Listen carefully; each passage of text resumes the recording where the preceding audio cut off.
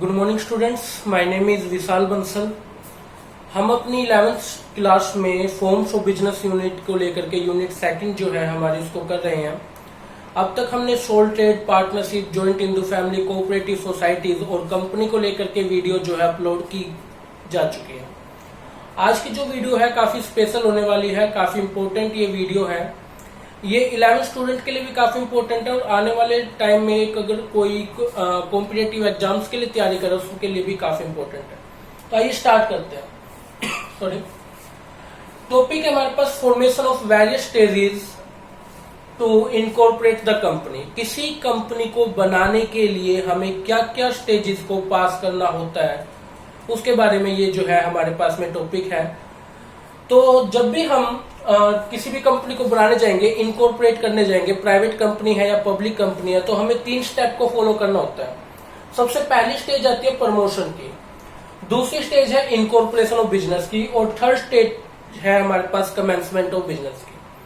आज हम डिस्कस करेंगे अपनी फर्स्ट स्टेज प्रमोशन की और सेकंड स्टेज इनकॉर्पोरेशन की और उनके अंदर क्या क्या टॉपिक्स आते हैं, किन किन चीजों पे काम करना होता है कि एंटरप्रेन्योर को, तब जाकर के उसे एक कंपनी का रजिस्ट्रेशन जो है कंपनी एक्ट 2013 के थ्रू जो है उसे मिलता है। तो आइए स्टार्ट करते हैं।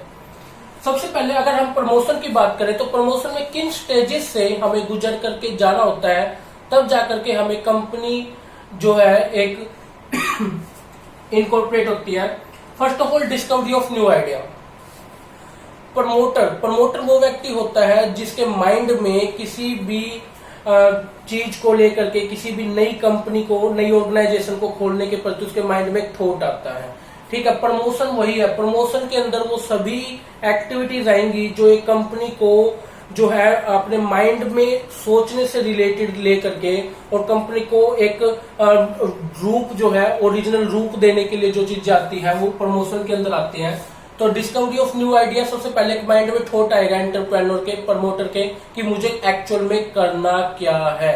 ठीक है, पहले वो सोचेगा कि मुझे किस फील्ड में एक ऑर्गेनाइजेशन खोलनी है, क्या उसके ऑब्जेक्ट होंगे, एक्चुअल में वो क्या करेगी मार्केट के अंदर। डिटेल इन्वेस्टिगेशन, फिर वो उसके बारे में डिटेल इन्वेस्टिगेट करेगा। जैसे देखो, मेरे माइंड में एक थॉट आया कि मुझे 2 व्हीलर व्हीकल बनाने की कंपनी को खोलना है मार्केट में। वो मेरी जो कंपनी है वो इंडिया में 2 व्हीलर व्हीकल जो है, स्कूटी या बाइक जो है वो प्रोवाइड करवाएगी। फिर वो उसके बारे में डिटेल इन्वेस्टिगेशन करेगा कि डिटेल इन्वेस्टिगेशन मतलब उसके लिए मुझे रॉ मटेरियल कहाँ से मिल सकता है, वो प्रोड्यूस करने के लिए मैं प्लांट कहाँ पे लगाऊंगा, कैसे मेरी जो रॉ मटेरियल फिनिश गुड में कन्वर्ट होगी, कितनी लेबर चाहिएगी, किस टाइप की लेबर चाहिएगी, किस टाइप की मशीन चाहिएगी, उनके बारे में डिटेल इन्वेस्टिगेशन करेगा। असेंबल डिफरेंट फैक्टर, उसके बाद वो क्या करेगा कि जो भी फैक्टर्स, जो रिसोर्सेज उसे चाहिए उस गुड को प्रोड्यूस करने के लिए, उन सबको असेंबल करने की कोशिश करेगा। जैसे देखिए, 2 व्हीलर अगर व्हीकल बनाना है तो इसके लिए हमें बाइक के टायर भी चाहिएंगी, सीट्स भी चाहिएंगी, हेडलाइट्स भी चाहिएंगी, हमें इसके लिए जो है मशीन भी चाहिएगी, बैटरी भी चाहिएगी, कई इक्विपमेंट है जो हमें चाहिए होंगे। तो वो उन सब चीज को क्या करेगा, असेंबल करना स्टार्ट करेगा कि जहां से मुझे वो सोर्सेज मिल सकते हैं। और फाइनेंसिंग ऑफ प्रपोजिशन, फाइनेंसिंग जैसे कि देखिए ह्यूमन बॉडी में जैसे ब्लड का काम होता है, वैसे ही एक ऑर्गेनाइजेशन को चलाने के लिए फाइनेंस मतलब रुपया चाहिए। ठीक है, अगर किसी कंपनी में रुपया नहीं है, इन दैट केस वो कंपनी भी रन नहीं कर सकती। तो अब वो पर्सन सोचेगा कि मैं रुपये को कहाँ से अरेंज कर सकता हूँ, कितना तो रुपया मैं खुद इन्वेस्ट कर सकता हूँ और उसके लिए मैं कितना बैंक से लोन ले सकता हूँ, कितना मुझे गवर्नमेंट से सपोर्ट मिल जाएगा, कितना मैं जो है आउटसाइड पब्लिक से रुपए इकट्ठा कर सकता हूं। तो वो चीज उसके बारे में क्या करेगा, फाइनेंसिंग करेगा। ये सब चीज क्या आएगी प्रमोशन के अंदर। तो promotion include all the activity which are useful for starting a business. ठीक, और ये सब चीज करता कौन है, प्रमोटर करता। प्रमोटर के ही माइंड में ये सब चीज जो है एक्टिविटी चल रही है। जब वो प्रमोशन की स्टेज क्लियर कर चुका होगा, जब वो एक नया आइडिया सोच चुका होगा, रिसोर्सेज को सोच चुका होगा, फाइनेंस कहां से अरेंज होगा ये सोच चुका होगा, तो वो आ जाएगा इनकॉर्पोरेट की तरफ में। अपने बिजनेस को इनकॉर्पोरेट मतलब एक लीगल डॉक्यूमेंट प्राप्त करने के लिए कि अगर कोई प्राइवेट कंपनी खोलना चाहता है सॉरी, अगर कोई प्राइवेट कंपनी भी खोलना चाहता है तो उसको भी अपनी कंपनी इनकॉर्पोरेट करनी होती है। और अगर कोई पब्लिक कंपनी खोलना चाहता है तो उसे भी इनकॉर्पोरेट करने होते हैं। तो अभी हम आगे सीखेंगे कि कैसे एक प्राइवेट कंपनी इनकॉर्पोरेट होती है और कैसे एक पब्लिक कंपनी इनकॉर्पोरेट होती है। दोनों की जर्नी एक साथ स्टार्ट होती है। प्राइवेट हो या पब्लिक कंपनी हो, दोनों कंपनी को स्टार्ट करने के लिए सबसे पहले इनकॉर्पोरेशन में प्रीलिमिनरी एक्टिविटीज की स्टेज को क्लियर करना होता है। प्रीलिमिनरी एक्टिविटीज होती है कुछ बेसिक डॉक्यूमेंट जो फिल आउट करने होते हैं। First of all registered office, हर एक कंपनी को पब्लिक हो या प्राइवेट हो उसे अपना एक रजिस्टर्ड ऑफिस, एक हेड ऑफिस डिसाइड करना होगा कि वो हेड ऑफिस मेरा कहाँ होगा, कि वो मुंबई में होगा, पुणे में होगा, महाराष्ट्र में होगा या वो हरियाणा में होगा। एक रजिस्टर्ड ऑफिस जो है उसे सेट करना होगा और वो ऑफिस बार बार चेंज नहीं होगा, क्योंकि जितनी भी आप ब्रांच बुलाई कहीं भी खोल ले, लेकिन वो जो पेरेंट आपका हेड ऑफिस होगा वो वही एक ही जगह पे होगा। ठीक है। नेम ऑफ द कंपनी, आपको कंपनी का नाम जो है वो डिसाइड करना है। इसके लिए भी कुछ क्लोजेज है हमारे पास कंपनी एक्ट 2013 में। आप किसी भी कंपनी का नाम जो है उसको लिए आप इंडिया जो है वर्ड उसको यूज नहीं कर सकते, किसी अदर कंट्री का नाम आप यूज नहीं कर सकते, पहले से रजिस्टर्ड किसी कंपनी का नाम आप यूज नहीं कर सकते, किसी कंपनी के पीछे आप किंग जैसे, एम्पोरियम जैसे वर्ड जो है वो यूज नहीं कर सकते। कुछ ऐसी चीजें हैं उनको छोड़ करके ही जो है आपको कंपनी का एक नाम डिसाइड करना होगा। Licence under IDRA 1951। IDRA क्या होता है? Industrial development regulationary act 1951। उसके तहत आपको जो है एक सर्टिफिकेट लेना होता है कंपनी को इनकॉर्पोरेट करने का। ठीक है। अगर जब ये आपको IDR 1951 के तहत एक मिलेगा सर्टिफिकेट, तभी जाकर के आप कंपनी खोल सकते हैं। नेसेसरी अपॉइंटमेंट आपको करनी होती है। हर एक कंपनी को खोलने के लिए आपको जो है कुछ अपॉइंटमेंट दिखानी होती है कि भाई ये कंपनी के बोर्ड ऑफ डायरेक्टर्स होंगे, ये कंपनी के चेयरमैन होंगे, ये कंपनी का मैनेजिंग डायरेक्टर होगा, ये कंपनी का सेक्रेटरी होगा, ये कंपनी का ट्रेजरी होगा। ये कुछ नेसेसरी अपॉइंटमेंट होती है जिनके सिग्नेचर होते हैं आपकी जो इम्पोर्टेंट बुक्स होती है उनमें, तब जाकर ही कंपनी इनकॉर्पोरेट होती है। इस वजह से कंपनी बनेगी तब इनके भी नाम आएंगे, तो इस वजह से आपको अपॉइंटमेंट पहले ही करनी पड़ेगी। इंपॉर्टेंट डॉक्यूमेंट, यहाँ पे इंपॉर्टेंट डॉक्यूमेंट से मीन है कि कंपनी के कुछ इंपॉर्टेंट डॉक्यूमेंट होते हैं जैसे memorandum of association, article of association, prospectus. ये कुछ इंपॉर्टेंट डॉक्यूमेंट होते हैं, ये हर एक कंपनी को प्रिपेयर करने होते हैं। क्या होते हैं मेमोरेंडम एसोसिएशन, क्या क्या इसके अंदर चीजें आती है, हम अपनी नेक्स्ट वीडियो में उसको डिस्कस करेंगे briefly. Application to the registrar, जब ये सब चीज हो जाती है तो रजिस्ट्रार के पास हमें कंपनी एक्ट 2013 में जहां पे भी हमारे एरिया में एक रजिस्ट्रार ऑफिस होगा वहां पे जाकर के हमें अप्लाई करना होगा अपनी कंपनी के लिए। ठीक है। जब ये पार्लियामेंट्री एक्टिविटीज हो जाएंगी तो कुछ डॉक्यूमेंट जो है रजिस्ट्रार ऑफिस में जब हम पहुंचेंगे तो फिलअप करने होंगे। कौन कौन से डॉक्यूमेंट होंगे? Memorandum of association. Memorandum of association वैसे तो हम नेक्स्ट वीडियो में डिटेल में जानेंगे, लेकिन आपको एक चीज बता देता हूँ कि memorandum of association is the character of A company, is the face of A company, is the mirror of A company. जैसे हम होते हैं ना मिरर के सामने खड़े हो तो बिल्कुल एक स्पष्ट चेहरा हमें अपना दिखाई देता है, हमारा जो भी चीज है वो सब दिखाई देती है। ऐसे ही अगर किसी कंपनी के बारे में अगर आपको जानना है, उसकी रियल वैल्यूज को पहचानना है, तो उसका मेमोरेंडम ऑफ एसोसिएशन देख लो। उससे आपको उसके कैरेक्टर के बारे में, ऑब्जेक्ट के बारे में, उसके डायरेक्टर्स, फाउंडर्स, उसके ऑब्जेक्ट के बारे में, हर एक चीज के बारे में इंफॉर्मेशन मिलती है। Article of association AOO, article of association है rule book of the organisation. इस आर्टिकल एसोसिएशन के अंदर मेनली सारे रूल्स, सारे क्लोजेज लिखे होते हैं कि कंपनी किस तरीके से फाइनेंस अरेंज करेगी, किस वे में इन्वेस्टर्स को जो है वो रिटर्न देगी, कितना रुपया प्रमोटर्स के लिए रखा जाएगा, हर एक चीज का रूल रेगुलेशन इसमें लिखा होता है।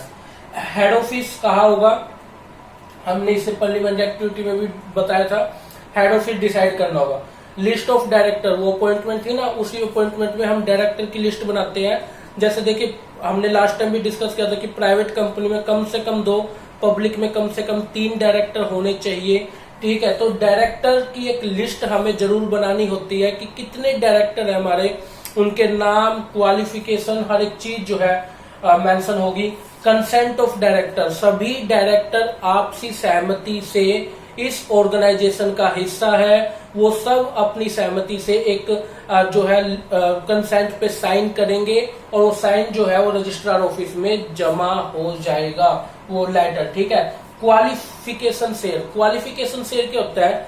हमें डायरेक्टर बनने के लिए मिनिमम एक क्वालिफिकेशन ऑफ शेयर जो है अपने पास रखने होते हैं। जैसे मान लीजिए मैंने एक कंपनी खोल लिया और उस कंपनी में 3 डायरेक्टर बन रहे हैं, तो उस 3 डायरेक्टर के पास जैसे हमने ये लिख दिया कि भाई कम से कम डायरेक्टर बनने के लिए 15% शेयर तो एक कंपनी के होने ही होने चाहिए। तो इन डेट केस जो ये हमारे पास में शेयर होल्डर जो डायरेक्टर्स होंगे उनके पास एक क्वालिफाइड शेयर मतलब कम से कम 15% शेयर तो तीनों डायरेक्टर के पास कंपनी के होने चाहिए, तभी वो डायरेक्टर बना है।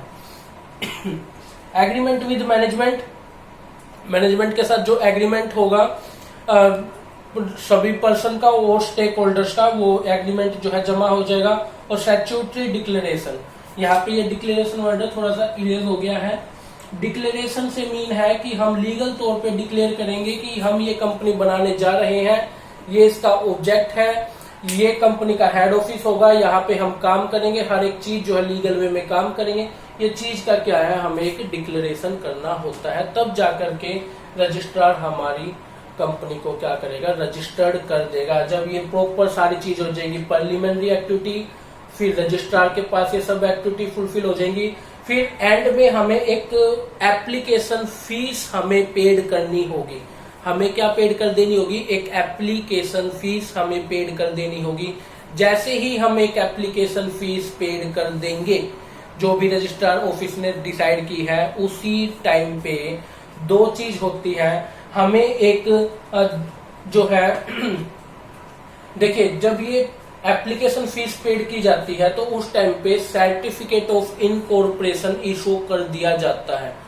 सर्टिफिकेट ऑफ इनकॉर्पोरेशन इशू कर दिया जाता है। अगर यहां से ना हमारी प्राइवेट और पब्लिक कंपनी अलग अलग हो जाती है। अगर कोई पर्सन प्राइवेट कंपनी खोलना चाहता है, अगर कोई पर्सन प्राइवेट कंपनी खोलना चाहता है, तो वो पर्सन अगर इस एक्टिविटी को, यहां तक देखिए, जो ये एक्टिविटी प्रमोशन की, पार्लियामेंट्री की, डॉक्यूमेंट की, और इस एक्टिविटी को पूरा कर लेगा, तो इस एक्टिविटी के बाद एक सर्टिफिकेट इशू होता है, सर्टिफिकेट ऑफ इनकॉर्पोरेशन। ये सर्टिफिकेट मिलते ही private company can start business, private company can start business. ये सर्टिफिकेट मिलते ही प्राइवेट कंपनी अपना बिजनेस स्टार्ट कर सकती है, उसे आगे जाने की जरूरत नहीं है, उसका काम बन गया, उसकी कंपनी अब स्टार्ट हो जाएगी। लेकिन पब्लिक कंपनी अगर किसी पर्सन को खोलनी है, तो पब्लिक कंपनी खोलने के लिए हमें certificate of commencement, public company के लिए आप क्या, मैं लिख रहा हूं, पब्लिक कंपनी के लिए हमें सर्टिफिकेट ऑफ कमेंसमेंट ये चाहिए। जब हमें ये सर्टिफिकेट मिलेगा, तब जाकर के हम जो है एक बिजनेस को पब्लिक कंपनी के रूप में खोल पाएंगे, अदरवाइज हम नहीं स्टार्ट कर सकते हैं। तो आप समझिए इस चीज को, प्राइवेट कंपनी खोलनी है तो प्रमोशन की stage, parliamentary activity, document of registrar, यहां तक का काम कर लेंगे, काम पूरा हो चुका है। ठीक है, तो फीस पेड कीजिए, आपको सर्टिफिकेट ऑफ इनकॉर्पोरेशन मिल जाएगा, प्राइवेट कंपनी आप खोल लीजिए। ठीक है, लेकिन जब कोई कंपनी पब्लिक कंपनी खुलना चाहते हैं, तो पब्लिक कंपनी के लिए उसे प्रमोशन की स्टेज पे भी आना है, पार्लियामेंट्री स्टेज पे भी आना है, रजिस्टर्ड ऑफिस को भी उसने करना, पेमेंट भी करनी है फीस की, उसके बाद उसे कैपिटल सब्सक्रिप्शन भी करना पड़ेगा। कैपिटल सब्सक्रिप्शन क्या होता है ये हम अपनी नेक्स्ट वीडियो में डिस्कस करेंगे, वहां पे देखेंगे। जब वो इशू हो जाता है, तब एक पब्लिक कंपनी को सर्टिफिकेट ऑफ कमेंसमेंट मिलता है। सर्टिफिकेट ऑफ कमेंसमेंट जो है उसे मिल जाएगा, तब जाकर पब्लिक कंपनी अपना बिजनेस स्टार्ट कर सकती है।